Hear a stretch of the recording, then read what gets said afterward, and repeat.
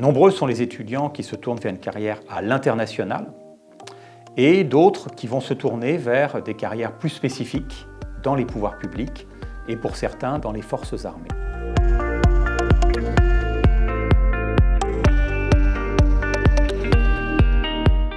Bonjour, je suis Barthélémy Courmont, professeur à l'Université catholique de Lille, à la FLSH, et responsable pédagogique du Master Histoire Relations internationales, que je vous présente dans cette vidéo par le biais des 4 parcours qui sont proposés aux étudiants dans ce master, un parcours en défense et sécurité, un parcours en géopolitique et prospective, un parcours en environnement et transition et un nouveau parcours en diplomatie culturelle.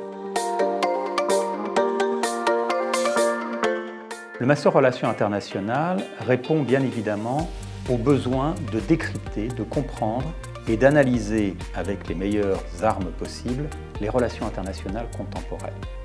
Les besoins sont importants dans une multitude de secteurs qui vont bien évidemment des institutions étatiques aux organisations internationales, en passant par les ONG, mais aussi et surtout le monde de l'entreprise, nécessiteux d'avoir une expertise et une meilleure compréhension de ces enjeux internationaux. Dans le cadre de ce master, les étudiants doivent effectuer des stages en première et en deuxième année.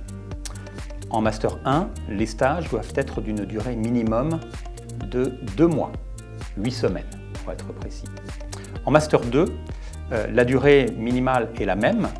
Cependant, les étudiants disposent d'un temps leur permettant d'effectuer des stages plus longs, voire même d'effectuer plusieurs stages. Et nous invitons d'ailleurs grandement les étudiants à profiter de cette période de stage pour accumuler de l'expérience. Parmi les stages que les étudiants ont l'occasion d'effectuer, il y a de nombreuses institutions françaises ou étrangères qui sont ouvertes. Je pense notamment aux ambassades, mais également à différents ministères, notamment le ministère des Affaires étrangères ou le ministère des Armées.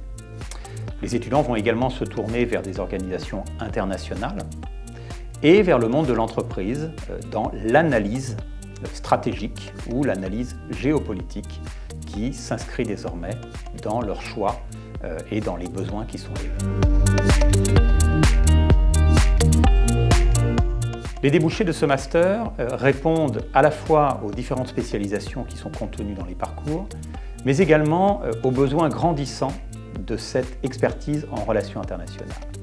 Et parmi les débouchés, au-delà de ce qui est proposé dans les stages, de nombreux étudiants se tournent vers le monde privé, le monde de l'entreprise, avec une capacité de consulting ou de conseil qui sera dispensée à ces entreprises.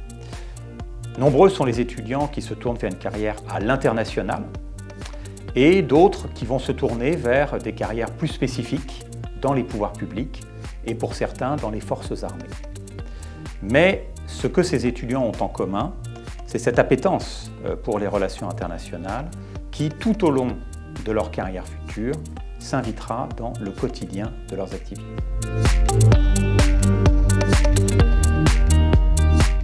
Les critères de sélection s'appuient bien évidemment sur un CV conséquent avec des notes importantes et cela s'explique par le nombre important de candidats.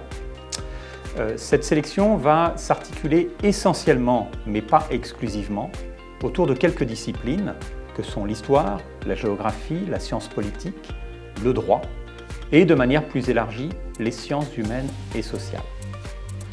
Parmi les prérequis qui sont demandés aux étudiants figure une excellente connaissance de l'anglais puisque plusieurs enseignements sont proposés dans cette langue qui est également une langue de travail.